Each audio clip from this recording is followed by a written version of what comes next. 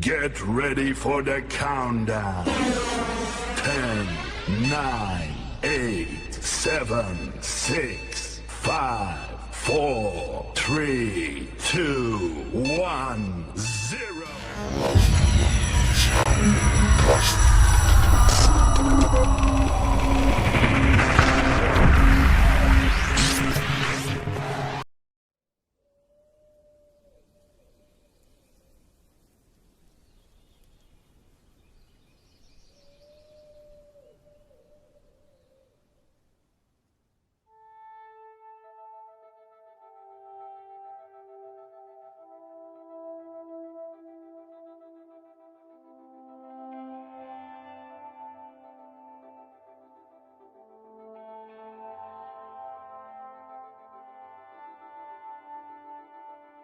My first visual memories are of this framed poster above my crib.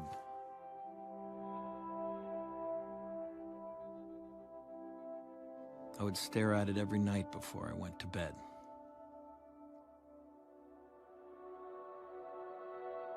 My father was an underground comic distributor. He's always been the sort of Z-League of the counterculture, as I like to call him.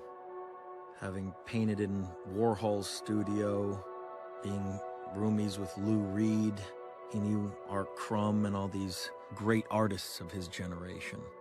I mean, I was brought up on all kinds of wacky visuals as a kid.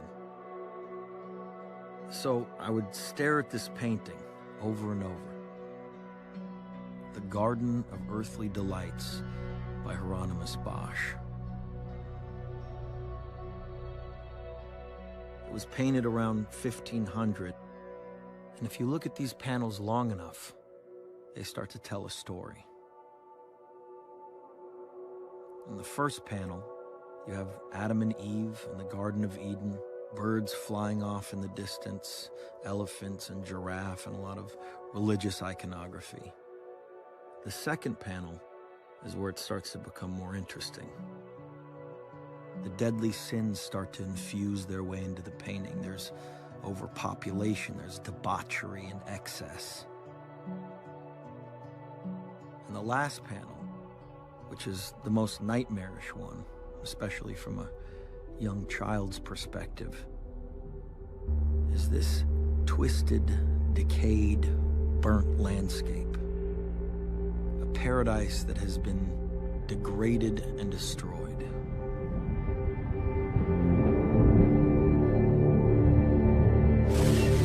Man may be unwittingly changing the world's climate through the waste products of his civilization. The burning of coal, oil, and wood is releasing carbon dioxide into the atmosphere. The greenhouse effect has been detected, and it is changing our climate now. Guess where the temperature goes? It goes up. Climate change is already in our backyard. It's official. 2012 was the hottest year in the United States. It's 2014. 2015. Warmest year around the Warmest year. Nah, apa nih? Ya, oke, bismillahirrahmanirrahim. Assalamualaikum warahmatullahi wabarakatuh. Waalaikumsalam warahmatullahi wabarakatuh. Ya, kami dari mahasiswa Teknologi Industri Pertanian akan review sebuah video yang berjudul Before the Flood. Ya, ini apa sih Before the Flood itu? Ya, Before the Flood itu, jadi film ini menceritakan tentang perjalanan seorang Leonardo DiCaprio sebagai messenger of peace tentang perubahan iklim. Selama perjalanannya, DiCaprio mengunjungi beberapa wilayah dan juga bertemu dengan para ahli, ilmuwan, politikus, aktivis, dan orang-orang yang mempunyai peran dalam penanggulangan perubahan iklim. Nah, film ini juga memberikan gambaran tentang individu, media, dan kelompok yang tidak percaya dengan global warming. Nah, film ini sebenarnya lebih fokus terhadap berbagai peran fossil fuel dan bagaimana penanganan terhadap global warming. Nah, kan kemudian selanjutnya tuh tentang fossil fuel. Fossil fuel adalah minyak bumi, gas, bumi, dan batu bara. Mempunyai peran penting dalam pembangunan ekonomi negara, industri karena harganya yang sangat murah dan memproduksi energi yang besar. Beberapa anggota Kongres Amerika Serikat bahkan media Fox News yang menggiring opini seseorang dengan mengatakan bahwa global warming adalah sebuah hoax karena manusia tidak dapat merubah iklim. Bahkan Gubernur Florida, Rick Scott, melarang menggunakan kata global warming dalam dokumen resmi pemerintah. Nah, untuk selanjutnya itu DiCaprio mengunjungi beberapa wilayah yang mendapatkan dampak secara menyeluruh pada saat mengunjungi Kemerlusuak, Greenland, yang mendapati turunnya permukaan dataran es dalam 35 kaki per 10 meter selama 5 tahun, dan itu hanya ketinggian belum menghitung luas dataran esnya. Nah, South Florida di mana ada fenomena yang terjadi yang dinamakan sunny day flooding. Itu ketika permukaan laut tinggi hingga air masuk ke dalam kota membanjiri jalan-jalan perkotaan melalui saluran drainase yang berada di kota Miami.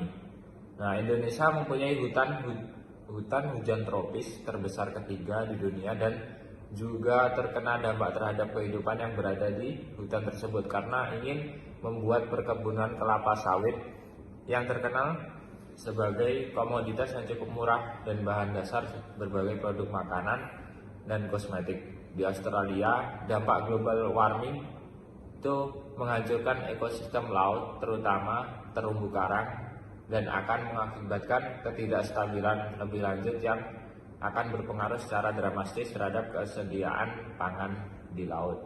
Ya, kemudian Cina dan India juga mempunyai ketergantungan dan dampak yang sama terhadap fossil fuel dan global warming.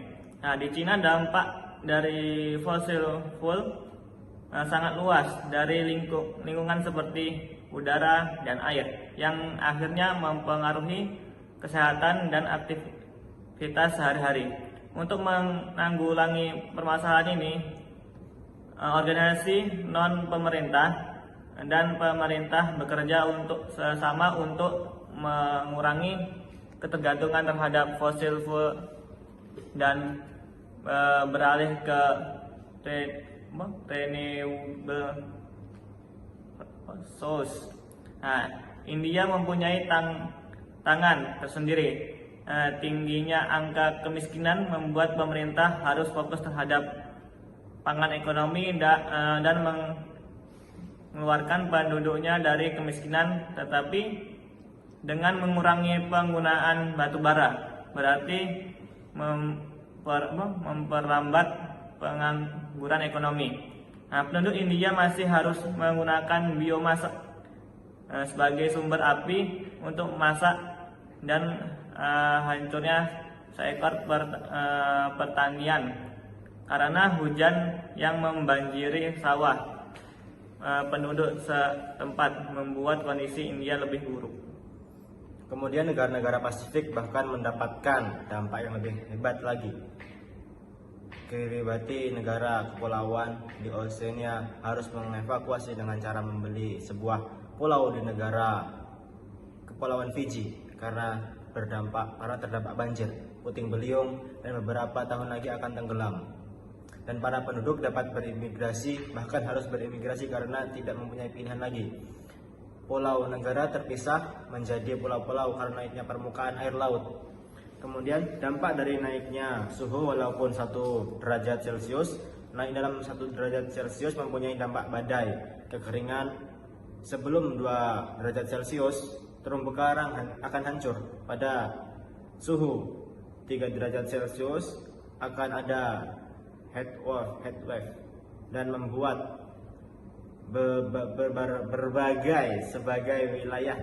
sebagian wilayah tidak layak hidup dan berbagai pertanian akan hancur.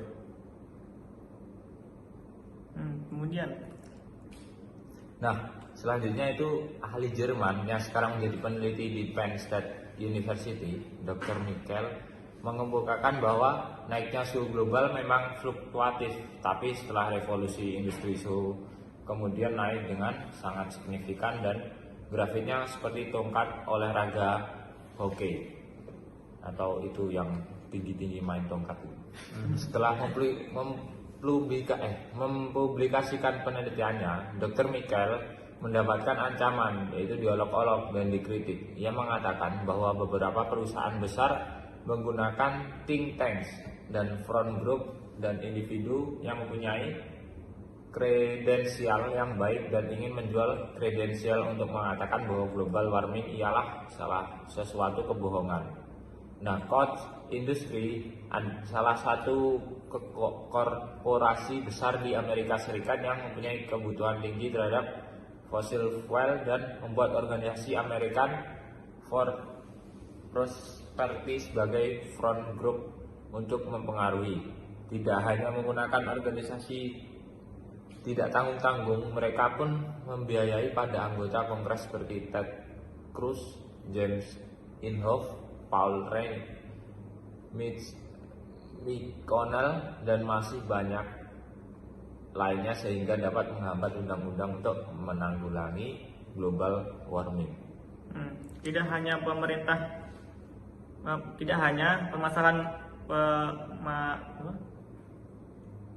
tidak hanya pemaparan masalah.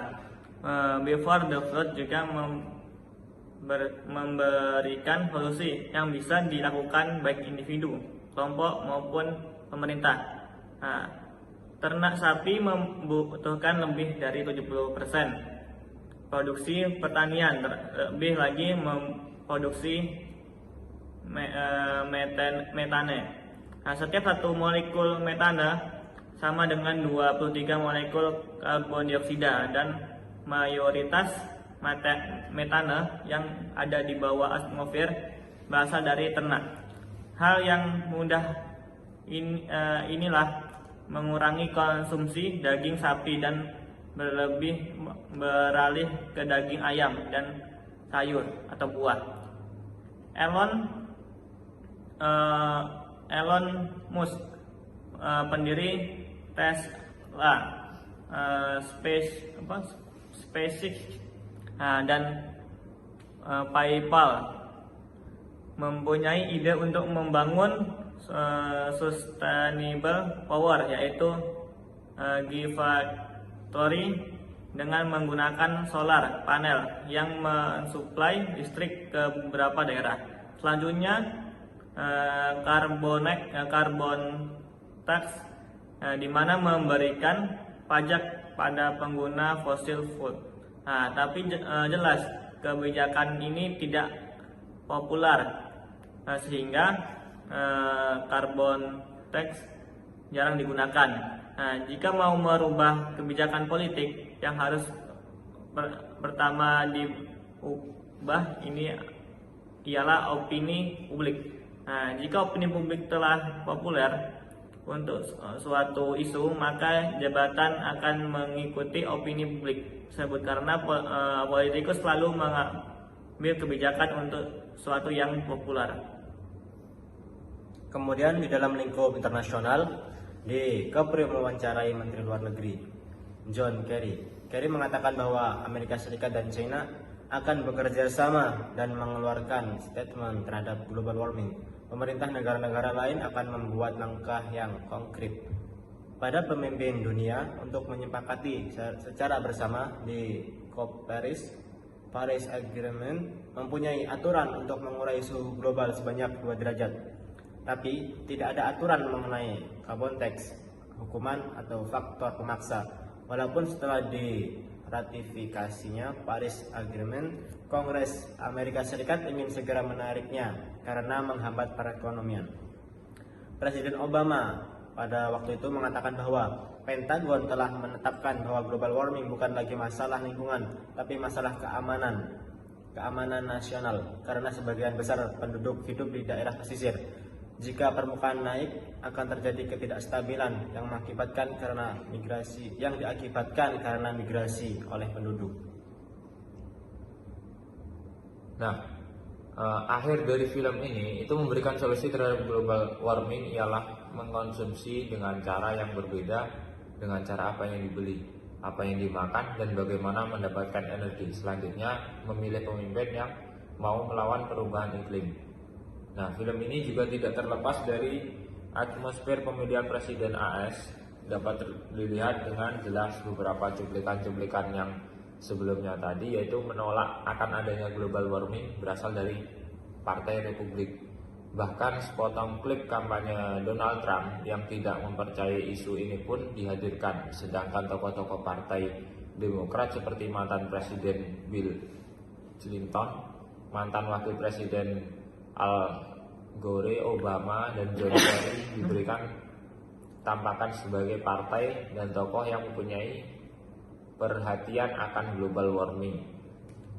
Nah, kritik terhadap film ini pun tetap berdekatan karena gaya hidup DiCaprio sebagai aktor dia memang diragukan karena tidak mempunyai latar belakang akademik terhadap global warming. Nah, lebih lagi beberapa pelajaran DiCaprio memakai pesawat jet pribadi dan tentunya ia menjadi sorotan media-media yang tidak percaya terhadap global warming. Kemudian sama dengan film yang dibuat oleh mantan Wakil Presiden Amerika Serikat, yaitu Al Gore, yaitu filmnya adalah An Inconvenient Truth. Film ini tentunya ingin mengedukasi produk dunia tentang adanya global warming. Sesuatu yang unik dalam film dokumenter ini ialah meliputi secara langsung kejadian-kejadian di seluruh dunia yang terkena dampak dari global warming. Tidak hanya itu, Nat Geo juga berusaha untuk meliput seluruh komponen yang mempunyai pengaruh dan kepentingan terhadap isu ini, seperti para ahli, politikus, ekonomis, pemuka agama, aktivis, dan lainnya. Jelas film ini akan memberikan gambaran yang komprehensif terhadap bagaimana memandang global warming. Ya, mungkin sekian review dari film Before the Flood 2016. Mungkin apabila ada kurangnya dari kelompok kami mohon maaf. Selanjutnya kami mengundurkan diri. Wassalamualaikum warahmatullahi wabarakatuh. Sekian.